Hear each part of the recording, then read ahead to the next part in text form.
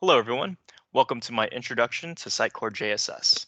This video series is intended for intermediate to advanced Angular developers who are starting a Sitecore JSS project.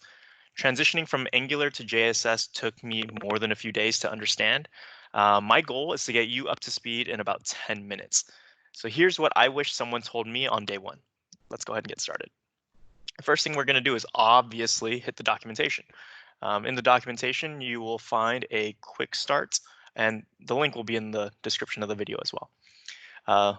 Follow the first few steps. Install the Sitecore JSS CLI, generate your first application. In my case, I'm using Angular. Traverse into that project and then run JSS start. I'm using Visual Studio Code, and I'm going to go ahead and run that. So as that's going off, I want to just introduce you to a few things here. The first thing an Angular developer does is look inside of the SRC file, and instantly you're going to get overwhelmed with all of this stuff and then look in it and then read for hours on end. I'm going to ask you to actually avoid that altogether. Right now, what I want you to do is focus on the data folder. Inside of the data folder is routes. Routes, imagine Angular routing was replaced with this folder structure here. First thing we're going to do is look up en.yml. This is going to be the home page as it is in the root of the routes folder. Here, this should translate perfectly, welcome to Sitecore JSS, perfectly to this homepage here. And obviously this is content, so we're going to go ahead and make a quick edit and change.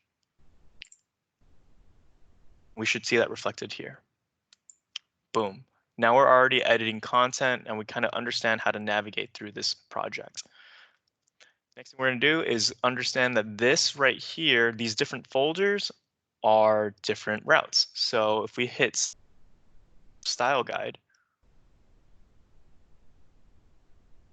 we'll be able to find another page. And just like in the last example, we can go ahead and visit style guide. There's a lot of stuff in here, but we're going to ignore that. We're just going to go to en.yml. And we'll notice that this information maps directly to the information here. Let's go ahead and make a quick edit there.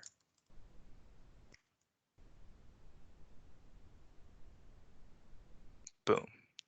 That right there, in just a few minutes, we already know how to navigate and how to edit content. That's the first mini lesson of the day. I'll go ahead and talk to you soon.